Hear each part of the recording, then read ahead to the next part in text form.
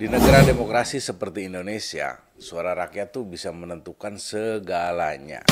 Tapi masih banyak yang apatis dan nggak ikut nyoblos pada saat pemilu maupun pilkada. Nah, kali ini saya mau bahas tentang buku saya yang berjudul Indeks Partisipasi Pemilu dan Tantangan Masa Depan Demokrasi di Indonesia. Ini buku yang menjadi kitab suci saya untuk mendalami fenomena demokrasi dan partisipasi pemilih pada saat pemilu dan pilkada. Ya, makanya kemudian dari banyak sumber yang sudah pernah saya baca dan dari pengalaman yang sudah saya lewati, saya bukukan menjadi sebuah literatur yang layak untuk dimiliki oleh teman-teman semua yang ingin mengetahui bagaimana pemilu dan pilkada itu dilaksanakan dan substansi dari demokrasi itu seperti apa, apakah partisipasi pemilih itu sudah merepresentasikan kualitas demokrasi Indonesia atau belum. Nah, buku ini akan menjawabnya.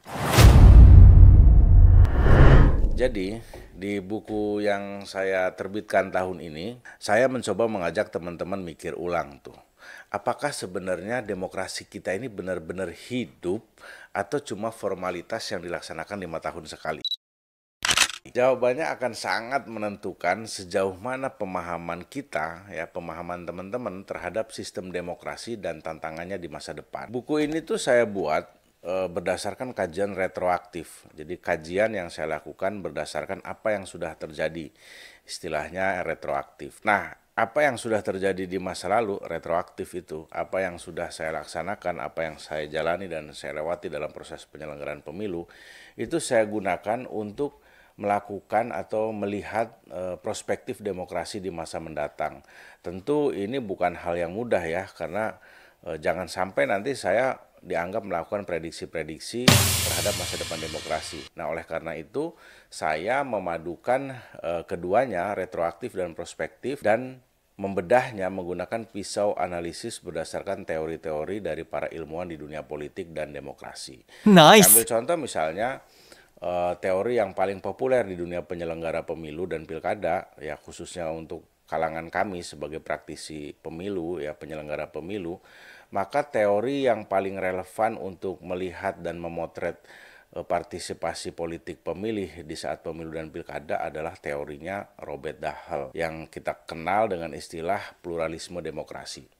Nah, kemudian juga selain itu ada teori kompetisi elitnya Joseph Schumpeter yang memaknai demokrasi sebagai kompetisi elit politik. Schumpeter itu bicara bahwa demokrasi dalam pemilu itu adalah kepentingan elit yang divalidasi atau dilegitimasi oleh rakyat, sedangkan Robert Dahl itu melihat partisipasi pemilu dan pilkada, ya khususnya pemilu itu tidak bisa berjalan atau akan stagnan kalau masyarakatnya tidak proaktif terlibat dalam seluruh proses tahapan pemilu. Nah, ini menarik karena dua teori ini akan membuka wawasan kita bagaimana melihat demokrasi dari dua sisi yang berbeda dalam waktu yang sama. Kemudian saya juga menggunakan teori lainnya untuk dijadikan sebagai pisau analisis, yaitu teori tentang partisipasi politik yang dikemukakan oleh Sidney Verba dan Norman Henry Nie. Nah, keduanya ini adalah ilmuwan politik Amerika Serikat yang kemudian dianggap sebagai pelopor studi modern tentang partisipasi politik. Saya juga menggunakan teori benturan peradaban, ya. Jadi sebenarnya teori benturan peradaban ini didahului oleh teori tentang gelombang demokrasi. Nah, ini pencetusnya adalah Samuel Huntington. Saya melihat situasi politik dan demokrasi di Indonesia itu satu berdasarkan pengalaman saya sebagai penyelenggara pemilu, yang kedua berdasarkan teori-teori politik kontemporer dan teori politik klasik gitu ya yang saya padukan untuk melihat apa yang sudah terjadi dan potensi yang akan terjadi terhadap proses demokrasi di Indonesia. Nah, dari berbagai teori yang saya gunakan tersebut, kita tuh bakal sadar tuh bahwa demokrasi itu nggak sekedar soal datang ke TPS gitu. Jadi bukan sekedar datang terus nyoblos, nyelupin jari ke tinta, pulang. What? Tapi ini soal bagaimana kita sebagai rakyat tuh betul-betul berdaulat. Tapi pembahasan di video ini bukan untuk promosi buku saya saja ya, walaupun itu juga bagian dari target. Ini sebenarnya lebih untuk membuka ruang diskusi dan menjawab 3 pertanyaan penting dalam memahami demokrasi dan pemilu. Yang pertama, pertanyaannya adalah apa makna partisipasi pemilu sesungguhnya. Kemudian yang kedua, kenapa teori demokrasi penting difahami oleh kita semua. Dan yang ketiga, bagaimana Indonesia menghadapi tantangan demokrasi di masa depan. Buku saya itu terdiri dari 8 bab, dan setiap bab memiliki kekhususan pembahasan dengan memadu padankan antara teori dan praktek gitu ya. Tentu akan sangat banyak teman-teman menemui ahli-ahli politik dan ilmuwan-ilmuwan politik dengan berbagai kajiannya. Nah, ini saya kira adalah poin penting dalam buku saya yang harus difahami oleh teman-teman, khususnya penyelenggara pemilu, akademisi, mahasiswa, dan seluruh elemen masyarakat ya, termasuk pemerintahan.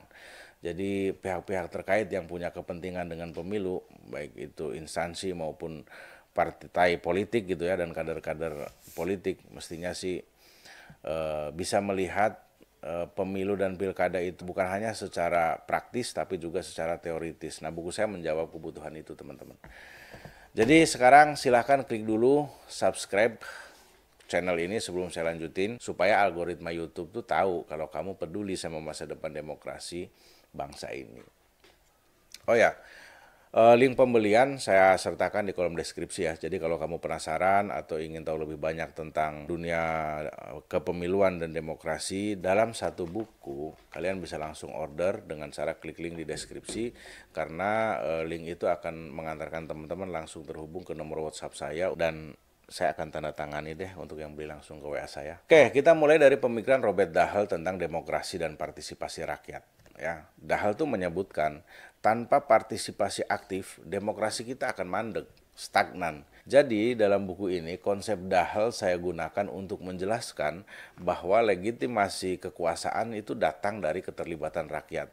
Artinya semakin tinggi partisipasi, semakin kuat juga legitimasi terhadap kekuasaan di sebuah negara, khususnya di Indonesia. Tapi dalam buku ini juga saya menegaskan tuh bahwa partisipasi yang baik bukan cuma soal jumlah pemilih, tapi kualitas kesadaran politiknya. Saya menyederhanakan konsep ini dengan satu istilah, yaitu meaningful participation atau partisipasi yang bermakna, di mana masyarakat hadir ke TPS tuh bukan hanya sekedar hadir gitu ya, tapi dia membawa konsep berlandaskan pada kesadaran politik, kepentingan umum, dan informasi yang memadai.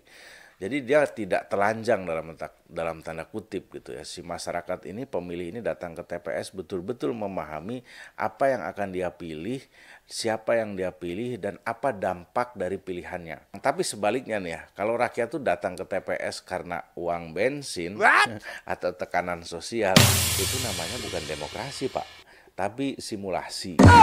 Tahu kan, simulasi pencoblosan, biasanya ada tuh uang transport kalau ikut simulasi. Dan kalau beruntung kamu bisa dapat makan siang gratis atau minimal snack lah. Nah, jangan sampai simulasi ini menjadi realita politik gitu loh pada saat pemilih menyalurkan hak pilihnya di TPS gitu. Oke. Nah, jadi kembali ke partisipasi pemilih ya. Untuk melihat demokrasi tanpa partisipasi bermakna, teman-teman bisa membayangkan demokrasi itu jadi kayak mobil mewah tanpa bensin. Kelihatannya keren, bukan bensin ya, tanpa BBM lah ya, karena mobil mewah kan pakainya Pertamax ya. Pakai Pertamax. Mobilnya keren gitu loh. Wah, mewah lah ya, sport car gitu ya.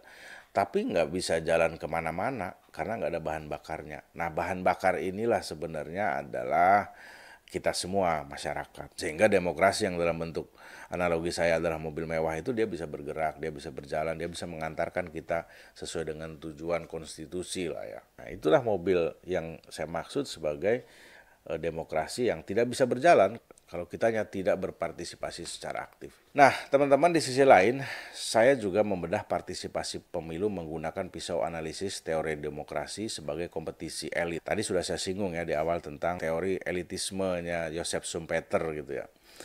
Nah, yang menarik nih dari teori Schumpeter ini adalah pandangan uniknya tentang demokrasi, teman-teman.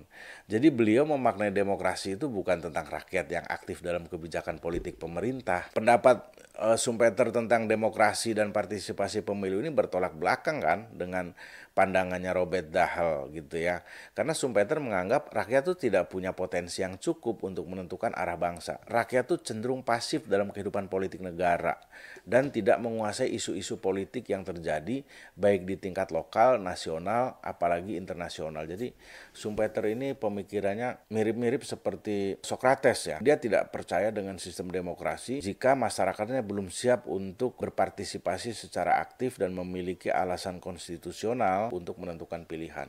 Itu kira-kira sebenarnya pesimisme dari seorang Schumpeter itu terlihat dari teori dia tentang demokrasi elit gitu ya.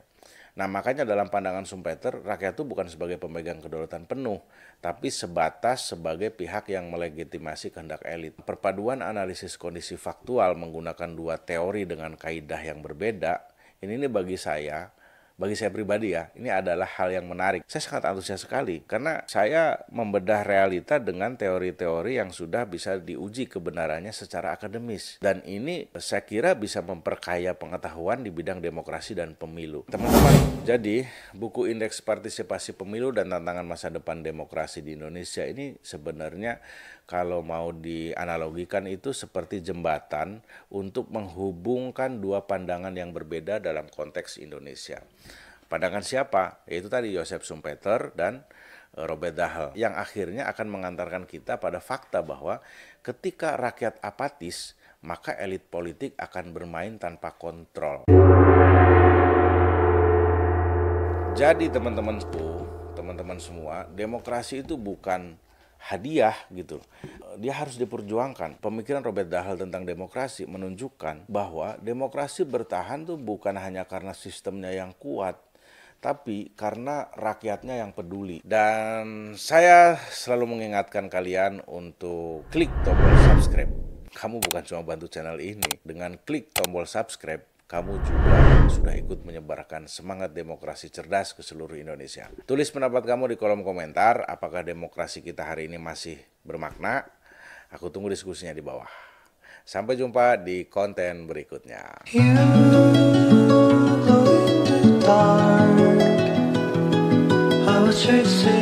You